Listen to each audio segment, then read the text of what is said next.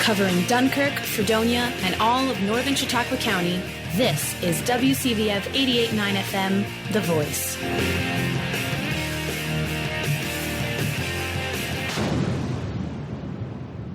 Good afternoon, everybody, and welcome to another episode of Big Blue Sports Podcast. I'm your host, Matt Volz, a freshman here at SUNY Fredonia. So let's get talking sports. Got a good show planned for you today.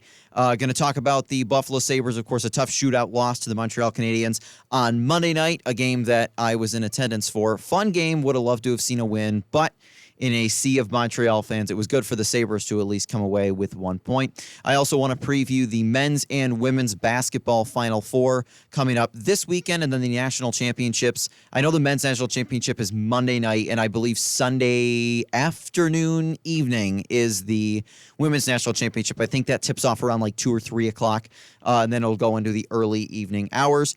And then I also wanted to preview the upcoming Major League Baseball season, as opening day is tomorrow. And actually the first games, about 24 hours from now, the first games will be throwing out their first pitch tomorrow. So definitely should be a good show. And before I get into the sports aspects, I did just want to address something, because this is a sports show primarily, and that is true. But we, in light of recent events, I just want to kind of address what's been going on. So for those who have been following the news, this past Monday, we had a tragic shooting down in Nashville where there were 3 9-year-old students and 3 staff members at school who lost their lives as a result of just the senseless violence that we continue to see far too often.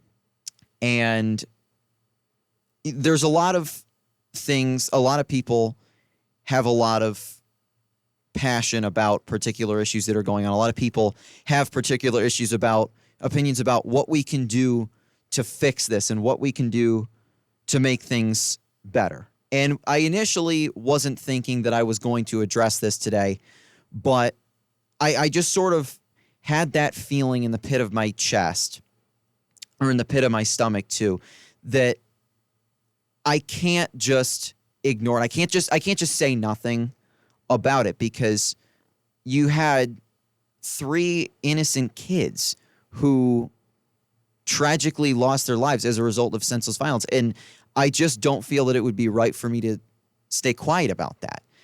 And I feel that, because obviously this is a college station, I feel that it's a fear for a lot of students at the high school, college, even elementary school level, or middle school, wherever.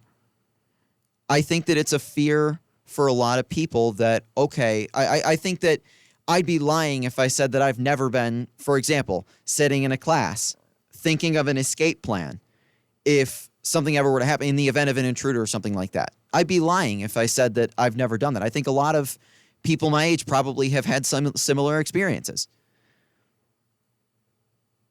It doesn't have to be this way, and it shouldn't be this way. I mean, we shouldn't be hearing about 9-year-old kids who are losing their lives in school, a place that is supposed to be a safe place for them to learn and to grow as people.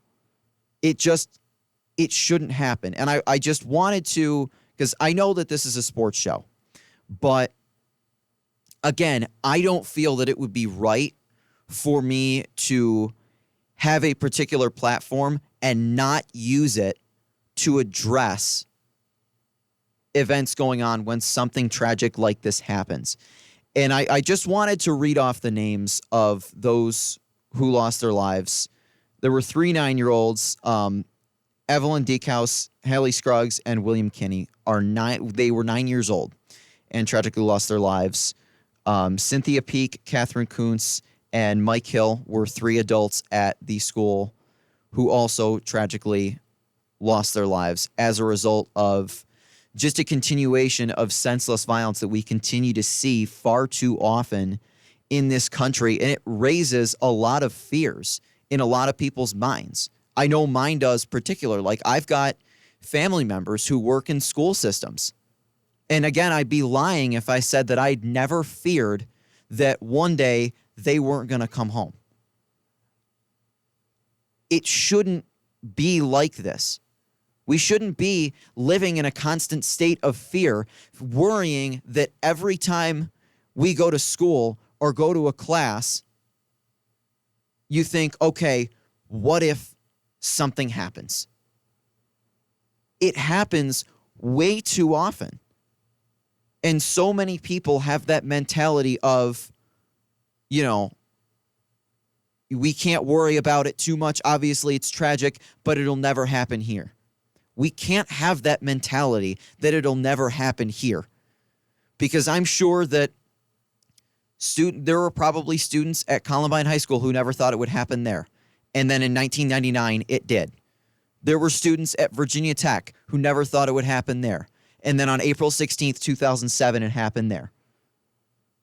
Parents of first graders at Sandy Hook Elementary School probably thought it would never happen there. And then on December 14th, 2012, it did.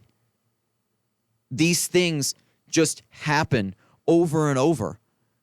And the main kind of thing that comes to my mind is it is good to express our condolences for these things. And yes, expressing thoughts and prayers when something tragic like this happens is a wonderful thing to do because it lets those victims and the families of those victims know that you are thinking about them.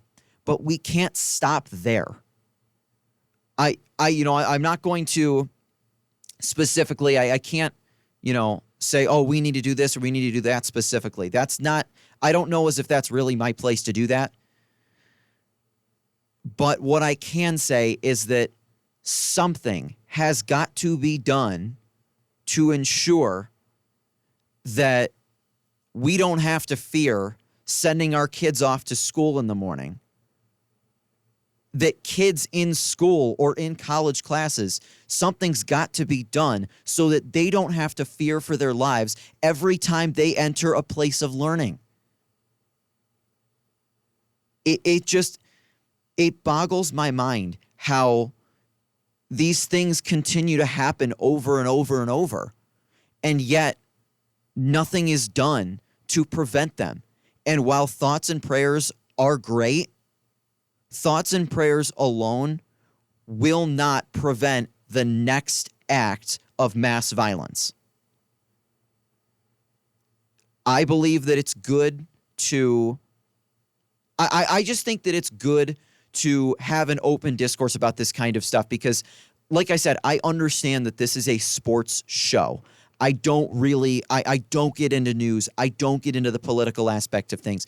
But I just felt like I needed to say something. I needed to come on here today. And I couldn't come on here today and just say nothing about what happened in Nashville on Monday. Because that's not an isolated thing. That has happened so frequently. I mean, we remember in Western New York, we saw an act of mass violence at Tops on Jefferson Avenue in Buffalo less than a year ago. We cannot forget about these things that happen. We have to do something to keep not only our kids safe, but we have to do something to keep ourselves safe too. We cannot sit back and continue to let this happen. Something has got to be done. And again, like I said before, and then this is all I'll say about that. Like I said before, thoughts and prayers are wonderful, but thoughts and prayers alone will not prevent the next act of mass violence. And that's all I'll say about that. I know that, again, this is a sports show, but I just really felt like I needed to come on here today and say something, get that off my chest. And then now that I've kind of expressed that, now I'll get into the more sports-based aspect of things. And coming up ahead for the rest of the show, Obviously, I'll talk about Fredonia sports, and I'm just going to take a quick break, play a little music for you, and then we'll come back and talk about Fredonia sports. And then after that, we'll talk Sabres. We'll talk March Madness, both the men's and women's Final Fours coming up, of course, this weekend. And then also the upcoming Major League Baseball season, as opening day is tomorrow. I have my predictions for the division winners, for who's going to make the playoffs, and for what our World Series champion will be. And I don't think there's any bias in my Major League Baseball predictions, but there might be just a little bit of that. I wouldn't think that there's any bias to it, but I try to kind of approach my MLB predictions with a completely unbiased framework. No, I don't have my favorite team going all the way and winning the World Series. I would love it if they did, but I don't know about that. And again, I'll get into the specific teams and what I think we're going to see from certain teams throughout this MLB season that is getting started tomorrow. So thanks for tuning in on Big Blue Sports Podcast. Play a little bit of music for you, take a little break, and then I'll be right back in just a couple of minutes to talk some sports. Thanks for tuning in this afternoon.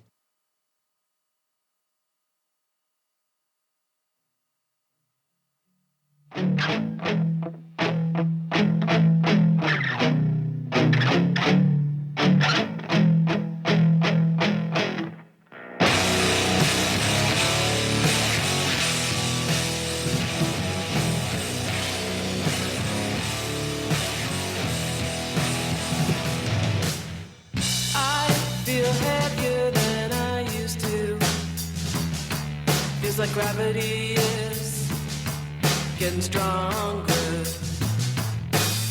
Something's pushing down on my shoulders, trying to flatten me out, leave me on the ground. Dreamt of standing in line last night, just queuing up in an unending line.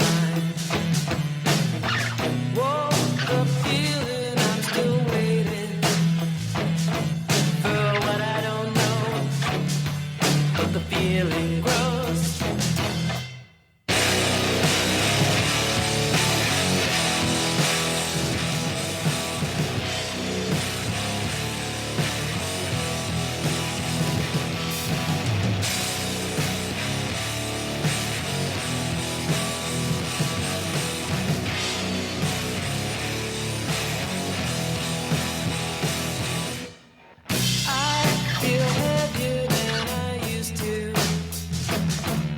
My feet are stuck in the thickest mud, trying to pull myself free from it, starting to feel that's a Sisyphean task.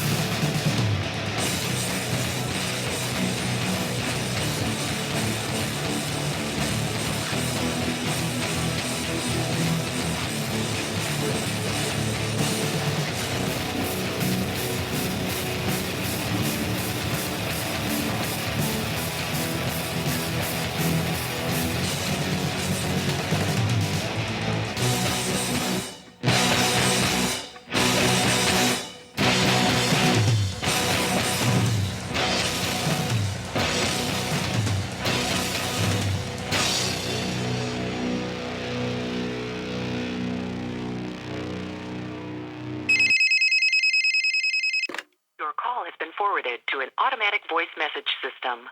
At the tone, please record your message. Hey, I'm just calling to let you know that you're listening to WCVF 88.9 The Voice. Alrighty, welcome back to the Big Blue Sports Podcast. So to look ahead at some upcoming Fredonia sporting events, actually the women's lacrosse team is in action today, getting started in about 45 minutes.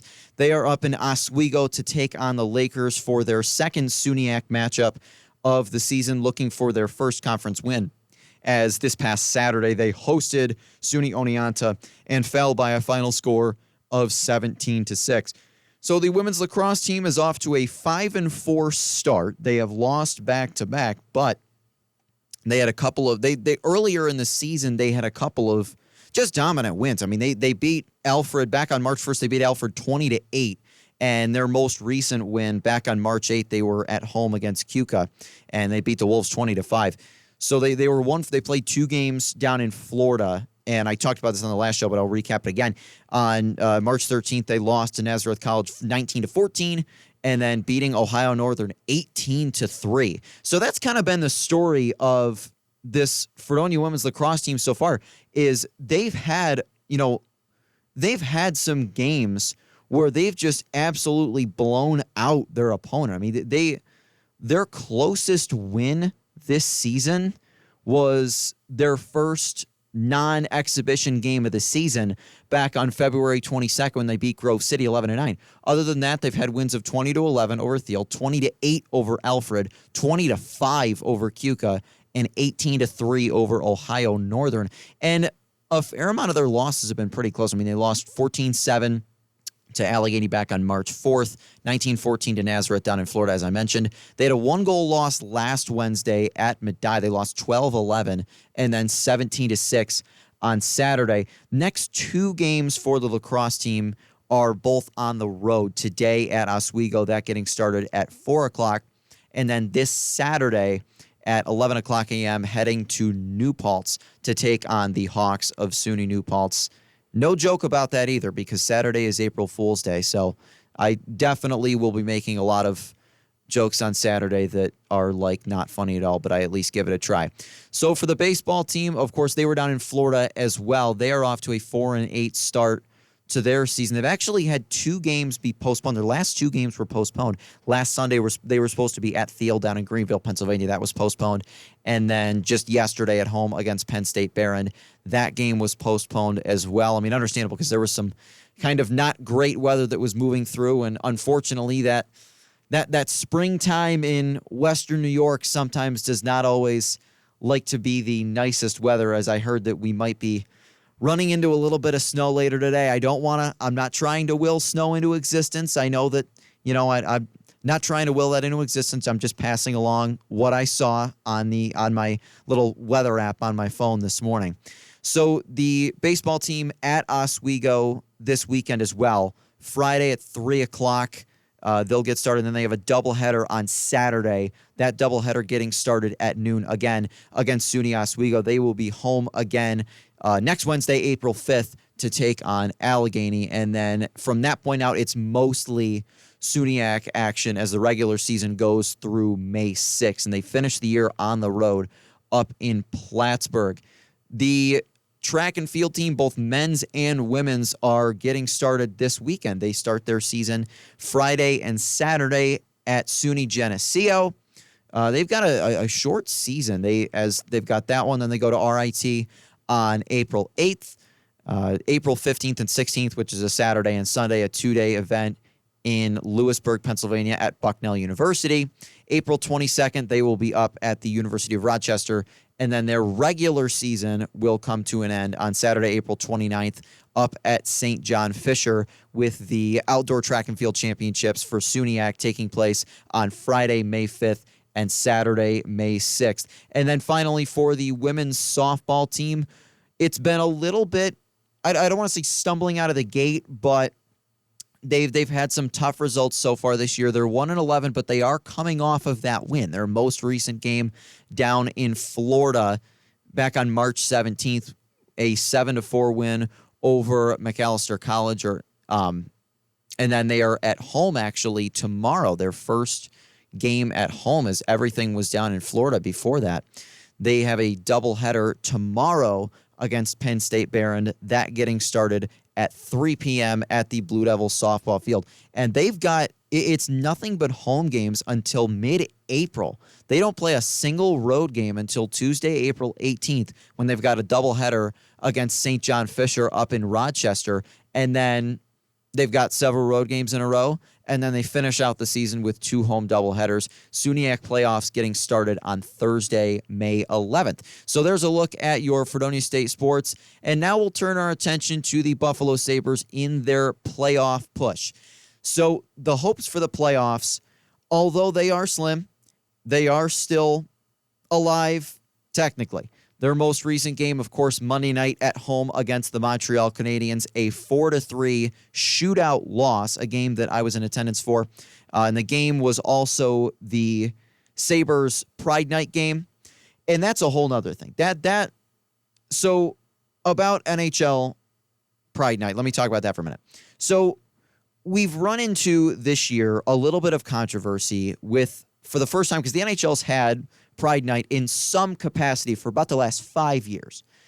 And this year, for the first time, we are running into the issue of players that are refusing to wear, because for anybody who might not be super familiar with how the NHL does Pride Night, they do in warm-ups, the teams will wear special commemorative Pride-inspired jerseys that are then auctioned off on like the team's website after the game, with the proceeds usually benefiting a local Pride Center. Like the Sabres was benefiting Niagara Pride, the Pride Center of Western New York, and a few other organizations as well.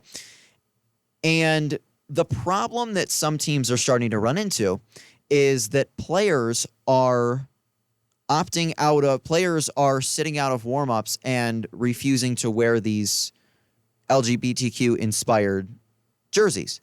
Now, some players have had different reasons for why they have decided not to wear. There are some players, like, for example, Sabres defenseman Ilya Lyubushkin. He did not wear the jersey and did not participate in warm-ups Monday night because Lyubushkin is originally from Russia. He has family there, and he lives there during the offseason. And there is a Russian law in place that basically you will be punished if you are outwardly supporting the LGBTQ community. And a stricter version of that law was just passed last year. So that's why we haven't seen the Russian players say, no, I can't do it out of fear of repercussions against my family or myself. We also have some players in the league who are opting not to wear the uniforms based on religious beliefs. Players such as Flyers defenseman Ivan Provorov, he was the first one. And then Sharks goaltender James Reimer and Eric Stahl and Mark Stahl, two brothers who both play for the Florida Panthers, they also both opted to not wear the uniform out of difference to their religious beliefs.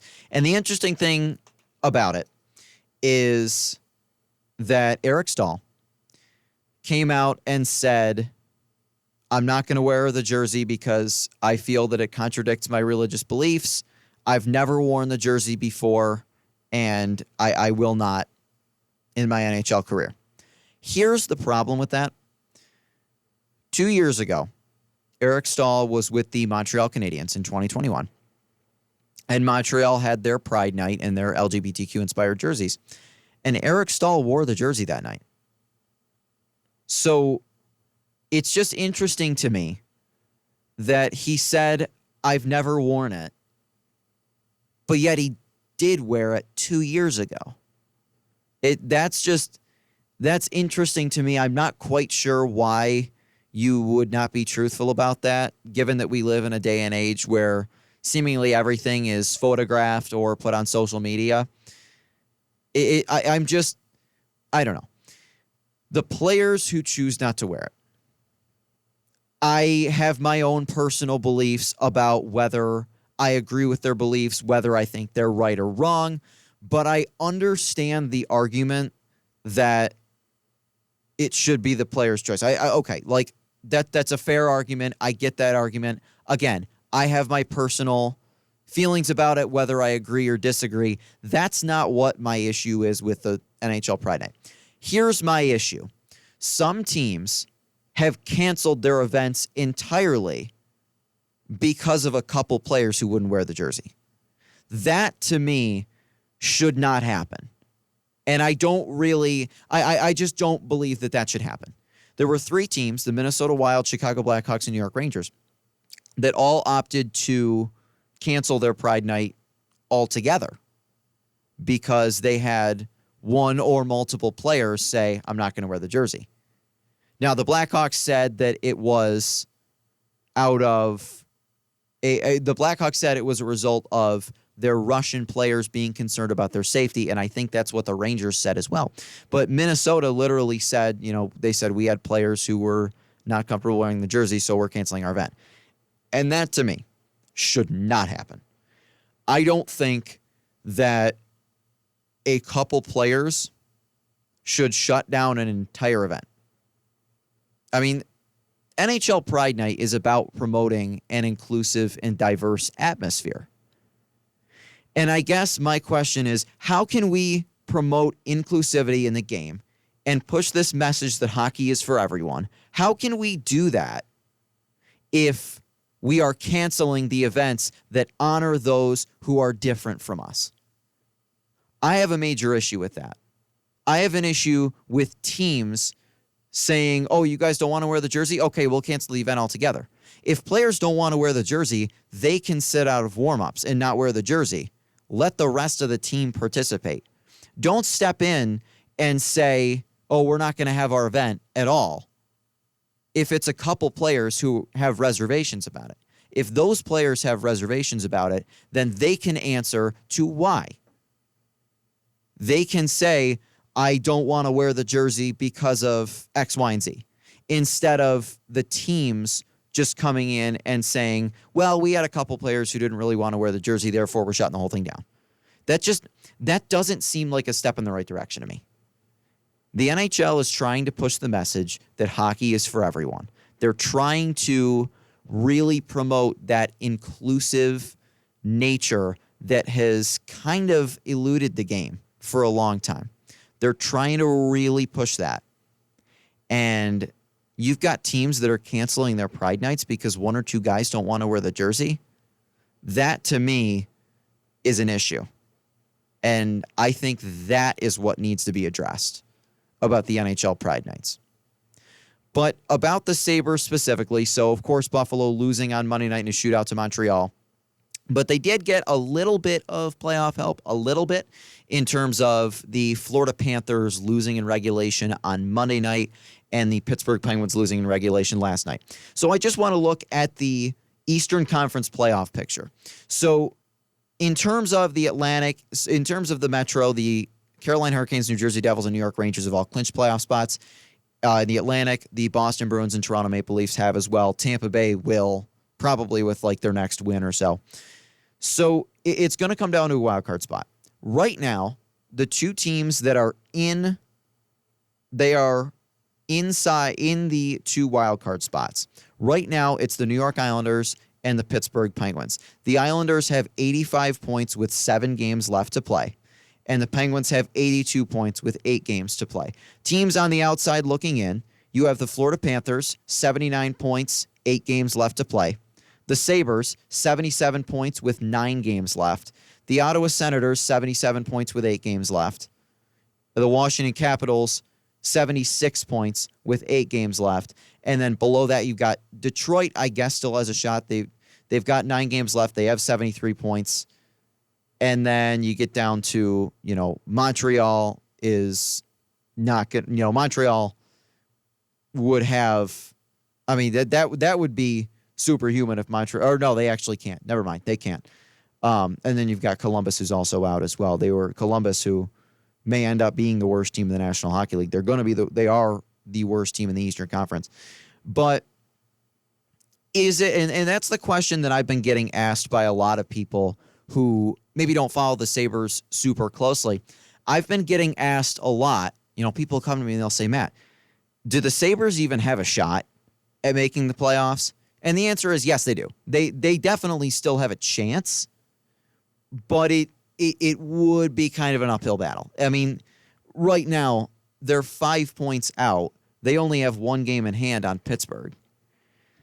I mean, Buffalo would really look at their remaining schedule, and 2 games of importance for the Sabres are on tonight, as the Florida Panthers are in Toronto against the Leafs at 7:30, and then the Islanders are in D.C. against the Capitals also at 7:30. With the Capitals so close in to the Sabres, Buffalo doesn't really want the Capitals winning, but the Capitals beating the Islanders is what will help Buffalo if that were to happen. Because you figure after tonight, Buffalo's going to have 2 games in hand on Washington. They're going to have 3 in hand on the Islanders. I truly, in my personal opinion, Pittsburgh is making the playoffs. Buffalo will not catch them. But if the Islanders falter and Buffalo goes on a run, there's a chance. And again, you'd have to get past Florida first. But I'm not really saying that this season is over just yet. I think there's still definitely a chance. Now, if Buffalo loses like their next 3 games in a row, okay, yeah, no, they're not making that up. So the remaining schedule, the Sabres have 9 games left to play. Their next game, Friday night, at home against the New York Rangers at 7 o'clock. Then Saturday night, they're in Philadelphia against the Flyers at 7. Again, the Rangers, that's going to be a tough one. Rangers are a playoff team. Philadelphia, that is a winnable game for the Sabres. Although the last time they were in Philadelphia, it didn't go so well. But that is a winnable game for Buffalo. Then next week, Tuesday, April 4th, they are in Florida against the Panthers at 7 o'clock. That's a huge game. If Buffalo can come away with a regulation win in that one, things might get very interesting in the Eastern Conference playoff picture. Then next Thursday, April 6th, in Detroit against the Red Wings at 7 o'clock. That's a winnable game for Buffalo. Saturday, April 8th, at home against the Carolina Hurricanes, 12:30 puck drop. That'll be a tough one. Carolina's a playoff team, and Carolina has been my pick to win the Stanley Cup. So that'll definitely be a tough one for them. And then they've got 4 games in the last week of the season. Monday, April 10th, in Manhattan against the Rangers. Tuesday, the 11th, in New Jersey against the Devils. Those are back-to-back really tough games for the Sabres. And then Thursday, April 13th, their final home game of the season against the Ottawa Senators. And then Friday, April 14th, in Columbus against the Blue Jackets, 7:30 start for that game. So I'm looking at this schedule, and I really, out of those 9 games, I'm seeing maybe 4 or 5 games that Buffalo could win. You got Saturday night in Philly. If they can beat Florida, if they can beat Detroit, if they can, maybe beat Ottawa and Columbus. If you take care of business against the teams that you are ahead of in the standings, those teams being Philadelphia, Detroit, Ottawa, and Columbus, and you're neck and neck with Florida, although they're technically tied with Ottawa as well, but Buffalo has 1 more game left to play, so they have a better points percentage. But if you take care of business against those teams, you might have a shot if the Islanders start to falter. Because there's 2 parts of that equation. Buffalo's going to have to go on a run, and they're going to need to get some help from teams like the Islanders and Florida losing. So, in summary, yes, it's an uphill battle, but it is possible. And I guess for me personally, I've kind of been trying to taper my expectations a little bit and say, okay, if they don't make the playoffs, still a very successful season, the most fun season we've seen in years.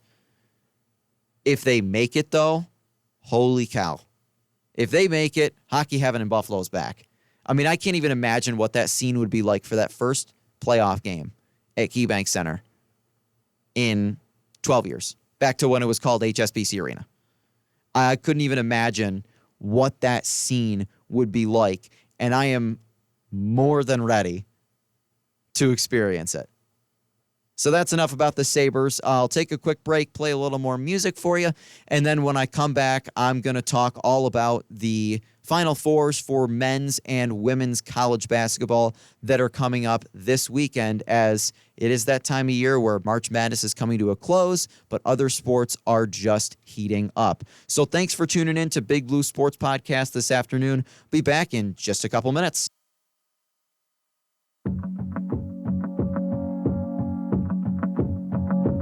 I get lost, running circles in my mind.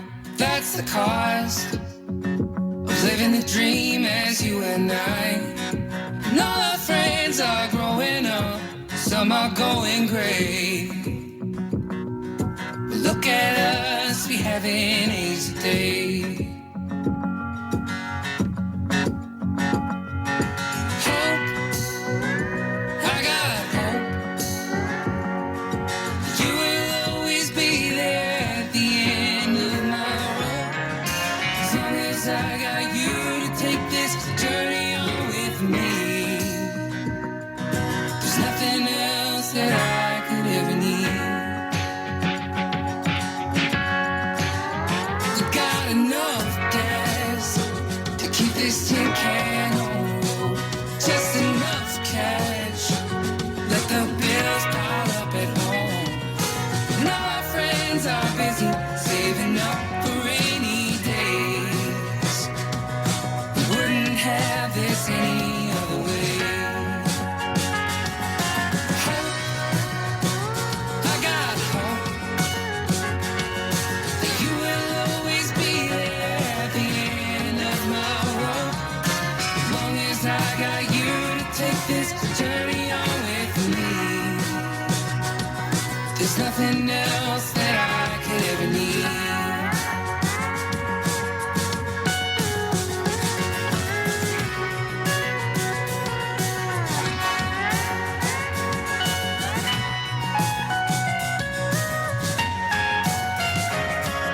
And all our friends are busy waiting for that rainy day. Hope, I got hope. You will always be there at the end of my road. As long as I got you to take this journey on with me. There's nothing else that I could hope. I got hope that you will always be there at the end of my road. As long as I got you to take this journey on with me. There's nothing else that I could ever need. There's nothing else that I could ever need.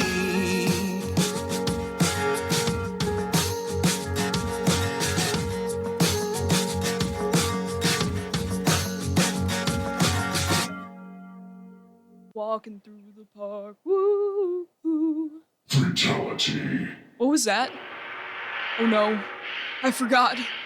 I have to like and follow Fredonia Radio on Facebook by 11:59 tonight, or else... Fatality. No, I need to do it now. This is your sign to do it too, dear listener, or else... Fatality. Okay, this is actually getting kind of annoying. Mysterious Mortal Kombat announcer, I liked and followed Fredonia Radio on Facebook, so stop playing that stupid sound, or else... Fatality. Alrighty, welcome back to Big Blue Sports Podcast. Before I continue with sports, I want to remind everybody to join the local lowdown in Fredonia Radio Systems tomorrow night from 6 to 8 p.m. in the Williams Center Blue Lounge for a game night.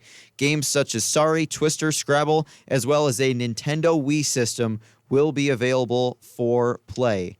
I think that sounds like fun, although I would warn everybody, if Mario Kart was on the table, you're not beating me, okay? Especially at Coconut Mall. I don't lose at Coconut Mall. I think I've only lost one time, and I've never forgotten it. I've also seen somebody fall off Coconut Mall. Interesting side tangent. Did you know that you could fall, like, you know how you fall off the different courses on Mario Kart? You know you can fall off Coconut Mall? I did not know that that was possible, but my mother figured out how to do that. This is a true story. I am not, like, I'm not making this up. This is a true story. My mom actually seriously found a way to fall off Coconut Mall. And to this day, I don't know how she did it. I literally don't know.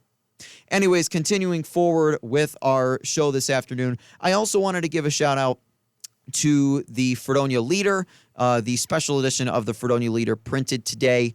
It was an issue that was entirely created, not entirely created, but it was created initially by the editor-in-chief of the Leader, Will Carr. And this edition is in honor of Mason C. Campbell, who is a friend of Will Carr's, and I definitely encourage anybody to go pick up a copy of The Leader because this is just an absolutely great read, and shout out to Will for some absolutely phenomenal writing on this issue. So into sports, March Madness, it has been interesting so far. The tournament has been just unbelievable. Men's and women's, there's been several overtime games in both tournaments, a lot of thrilling finishes, and we are now down to the Final Four. In the women's tournament, undefeated South Carolina is still going strong, and on Friday night, they will try and keep their record alive and advance to the national championship game. The women's Final Four down in Dallas. The first game of the Final Four, the top seed from the Seattle 3 region, the Virginia Tech Hokies, taking on the 3 seed from the Greenville 2 region, the LSU Tigers. That game tipping off at 7 o'clock p.m. on ESPN. And then following the conclusion of that matchup, the top seed from the Greenville 1 region, the overall top seed in the tournament, the undefeated South Carolina Gamecocks, taking on the 2 seed from the Seattle 4 region, the Iowa Hawkeyes. That game tipping off right around 9 o'clock, and that will also be on ESPN. If you can remember the last show, I did the ESPN Tournament Challenge for the Second Chance Bracket Challenge for the rest of the tournament, and I said, watch my whole thing be hilariously wrong by this weekend. And what do you know? It was hilariously wrong by that weekend because I'm pretty sure in the Sweet 16, both teams, the team that I picked to win the men's tournament and the women's tournament, they both got knocked out. And I'm just like, are you kidding me? Like I picked UConn to win the women's tournament. No, they lost to Ohio State in the Sweet 16, and then Virginia Tech beat the Buckeyes in the Elite Eight. So the women's Final Four, South Carolina, Iowa, LSU, Virginia Tech. My personal prediction, listen, I think South Carolina is on an absolute roll right now. I mean, obviously, they haven't lost a game this season. I think they just look really, really good. Iowa, again, has been a really tough team. I see South Carolina beating Iowa and going to the national championship. And then in the other game, the first game, Virginia Tech and LSU, this could be, I think it's going to be a very thrilling matchup. I'm telling you, those LSU Tigers are on an absolute tear right now. I think LSU beats Virginia Tech. I think in the women's bracket, we see a South Carolina versus LSU. I almost said SEC. A South Carolina versus LSU championship, and all SEC, that's what I was trying to say, matchup, which is not super popular with a whole lot of people when you have 2 SEC teams taking on each other. I know that's the case in football, like when Alabama and Georgia would play each other. I know a lot of people were always, furious about that. You don't want to see 2 teams from the same conference play in the national championship. But that's my prediction. And then in that championship game, which I think would be an all-time classic, I actually think LSU wins.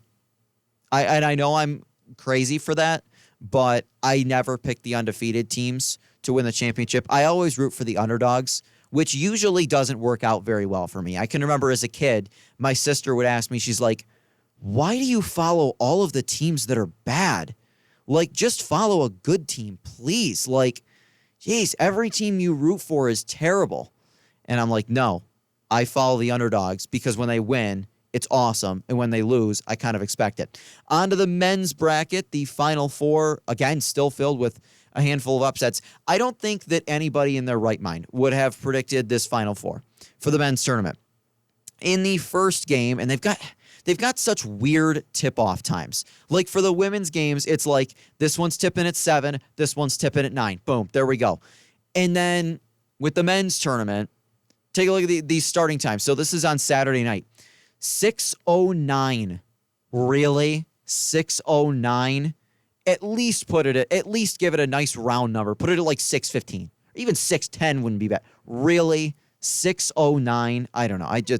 So that matchup, the 5 seed from the South region, the San Diego State Aztecs, against the 9 seed from the East region, the Florida Atlantic Owls. If Florida Atlantic wins, they will be the lowest seed to ever play in a national championship game. The lowest seed to ever play in a championship game is an 8 seed, with mixed results. And again, this is just off the top of my head. I know that Villanova won it as an 8 seed in 1985, and they're the lowest seed to ever win it. I know Butler in 2011 was an 8 seed, and they lost to UConn, and Kentucky was an 8 seed in 2014, and they lost to UConn as well. And then North Carolina was an 8 seed last year, and they got beat by Kansas. So Florida Atlantic would be the lowest seed to ever advance the national championship game if they can beat San Diego State. And for San Diego State, this is good too, because if you can think back to the 2019-2020 men's college basketball season, San Diego State was going to be a number 1 seed in that tournament. They had a very good shot at winning the title. And then, of course, COVID-19 happened and the whole tournament was canceled, and they never really got their fair shot. This is their shot for San Diego State, but they're matching up against the red-hot FAU team in the Final Four. On the other side of the bracket, 8:49 tip-off, again with the tip-off times. What are we doing, NCAA? Both these games on CBS, I should note as well. The 5 seed from the Midwest region, the Miami Hurricanes, against the 4 seed from the West region, the UConn Huskies. Interesting games, interesting matchups. My personal predictions. As much as I want to pick FAU, because they're on a roll right now, I think San Diego State is going to go to the national championship game, and I think they'll face the UConn Huskies. I think UConn gets past Miami. I think we're going to see a San Diego State versus UConn national championship game, and I think the San Diego State Aztecs get revenge for 2020 and win the national championship. That's my personal prediction. Don't look at my original bracket where I had San Diego State losing in the first round, please. Because I've already been embarrassed by this tournament enough. I really don't need to be embarrassed again. And again, the men's Final Four is in Houston, those games on CBS, while the women's Final Four is down in Dallas with those games on ESPN. And then you've got the women's Final Four on Friday night, men's Final Four Saturday night, women's national championship on Sunday, men's national championship Monday night. So that's a preview at the Final Four for both the men's and women's tournament. I'm going to take another short break and then finish off the show with my Major League Baseball predictions, as opening day is tomorrow. Thanks for tuning in to Big Blue Sports Podcast here on WCVF, the campus and community voice of Fredonia.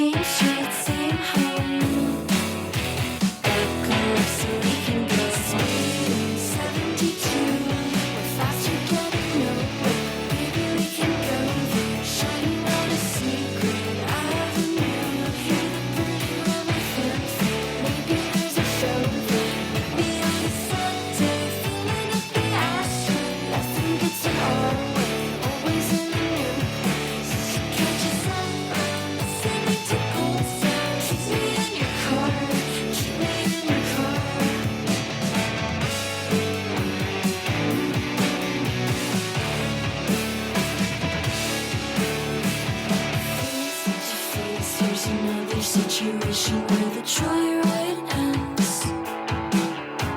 A perfect pace in which just around the corner where the street lights bend. And we can drive fast, steady pushing on the gas. I'll show you how to clear your head. No matter where we meet, the silly heartbeats. It reminds me of the night you said,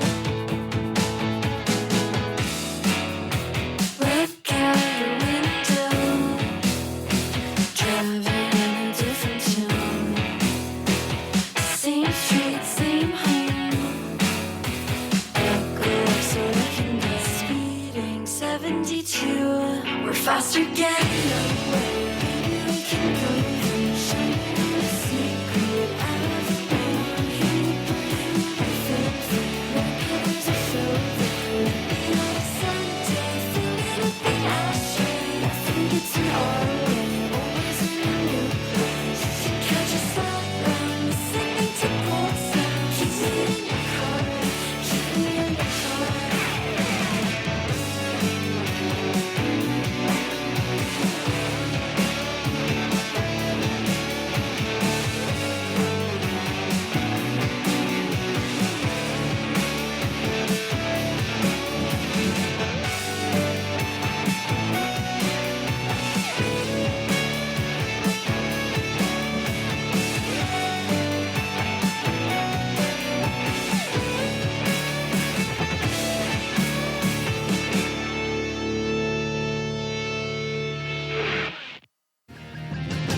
Covering Dunkirk, Fredonia, and all of northern Chautauqua County, this is WCVF 88.9 FM, The Voice.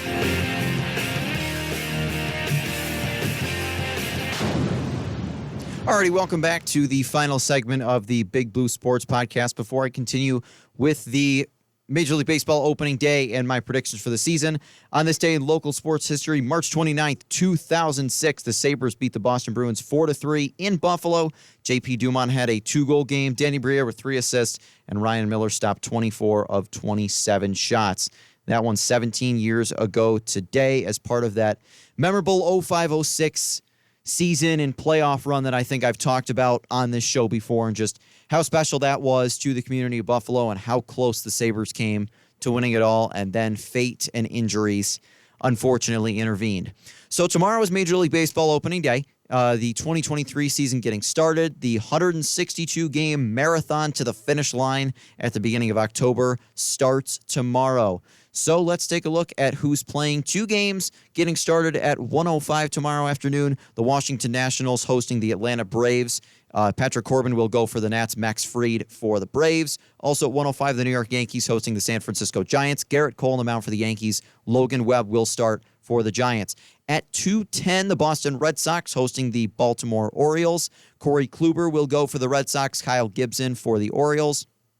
2:20 at Wrigley Field, the Chicago Cubs hosting the Milwaukee Brewers. Marcus Stroman will pitch for the Cubs. Corbin Burns will go for the Brewers. 3:10 down at the Trop in St. Petersburg, the Tampa Bay Rays hosting the Detroit Tigers. Shane McClanahan will start for the Rays. Eduardo Rodriguez will get the start for the Tigers. At 4:05 on ESPN Plus, the Texas Rangers will host the Philadelphia Phillies. As Jacob deGrom makes his Rangers debut, Aaron Nola will start for the defending National League champion Phillies. At 4:10, the Kansas City Royals hosting the Minnesota Twins at Kauffman Stadium. Zach Greinke will start for the Royals. Pablo Lopez will make his Twins debut. Also, a couple games at 4:10. These games all at 4:10. The Miami Marlins hosting the New York Mets. Sandy Alcantara will go for the Marlins. Max Scherzer for the Mets. Cincinnati Reds at home against the Pittsburgh Pirates. Hunter Green will start for the Reds. Mitch Keller will go for the Pirates. The St. Louis Cardinals hosting the Toronto Blue Jays. Miles Michaelis will get the start for the Cardinals. Alek Manoah will start for Toronto, and the San Diego Padres playing host to the Colorado Rockies. Blake Snell will go for the Padres, and German Marquez will get the start for the Rockies. At 7 o'clock tomorrow night on ESPN, the Houston Astros begin their title defense as they host the Chicago White Sox. Framber Valdez will pitch for the Astros. Dylan Cease will go for the White Sox. And then at 10:07, the Oakland A's play host to the Los Angeles Angels. Kyle Muller will get the start for the A's, while World Baseball Classic hero Shohei Ohtani will start for the the Angels. And then 2 games getting started at 10:10. The LA Dodgers hosting the Arizona Diamondbacks. Julio Urias will go for the Dodgers. Zach Gallen will get the start for the Diamondbacks. And the final game also getting started at 10:10. The Seattle Mariners playing host to the Cleveland Guardians. Luis Castillo will pitch for the Mariners, and Shane Bieber will go for the Guardians. So I made my predictions for the MLB season. And I picked for these, I picked who I think is going to win each division. And then I picked what the wild cards are going to be. And then I looked at what the series matchups would be and what I think would happen throughout the playoffs. So I'll start in the American League. The American League East, it's really between a couple teams for me. But I have the Toronto Blue Jays winning the AL East. I have them narrowly beating out the Yankees, who do make it as a wild card. I have the Cleveland Guardians winning the AL Central. I've been really high on the Chicago White Sox, the last couple of years. I've really been confident in them, but the last few years, things have not gone well on the south side of Chicago. I don't have that same belief in the White Sox that I did in the past. And then the AL West, I'll be 100% honest, I don't think anybody in the American League can compete with the Houston Astros. I just don't think anybody can stop those guys right now. I think Seattle plays well and makes the postseason, but the Astros end up winning the division. The division winners in the National League, the NL East, it's going to be a 3-way race between the Braves, Phillies, and Mets. And I think the Atlanta Braves are going to win this race. Look, I think the Braves they are maybe the most complete team in all of baseball. The Braves have young, talented players at every position and are still finding guys from their minor leagues. This Braves team honestly makes me think of those 90s teams. Kind of reminds me of the Braves around 91, 92. This is a team that looks like they are going to be very, very good for a number of years to come. In the National League Central, it really is only going to be a race between the Cardinals and Brewers, I think. I mean, I just don't, the Cubs made some acquisitions, but they're not there as a full team, I don't think. And the Reds and Pirates both look like they may struggle greatly this year. So to me, it's going to be between the Brewers and the Cardinals. And I have the Cardinals winning the NL Central. I just think St. Louis's lineup looks really good. And there are a lot of questions about their pitching staff. I myself am a Cardinals fan, but I just believe that the Cardinals are a little bit better than the Brewers. I think the Brewers have a great pitching staff, but offensively, I think the Cardinals are much better than the Brewers, and I think that St. Louis will use that to their advantage and win the division. And then I think the Dodgers will win the National League West. Again, I don't think anybody's going to beat them out for that.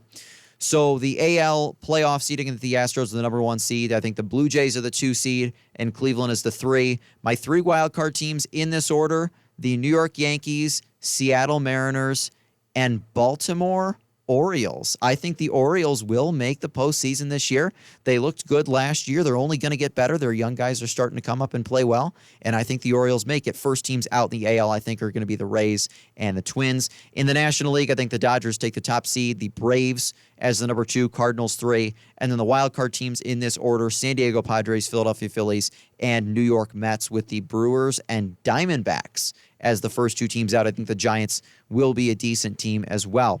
So that would leave us with a playoffs that would look like you've got Houston and Toronto getting the wild card round byes in the AL, LA and the Braves getting the wild card rounds in the NL, and ultimately I think the Braves win the World Series. That's my pick. I think that Atlanta ends up winning the World Series for the second time in 3 years, and I think they beat Houston in order to do that. Again, I just don't think that anybody in the American League can really compete with the Astros right now. And I think the Braves are a team that is primed to be really, really good for a long, long time. So that's my playoff World Series prediction. That will do it for this episode of Big Blue Sports Podcast. I want to thank everybody who tunes in to hear me ramble on about sports every single week, as well as everybody here at Fredonia Radio Systems who makes this show possible. Next week, I'll be recapping the national championships of the men's and women's basketball tournaments, as well as taking a look at how the NHL season is going to shape out and the dawn of a new Major League Baseball season, and the NFL draft is not far away. Thanks for tuning in this afternoon. All Things Considered by NPR is next. Thanks for tuning in on WCVF.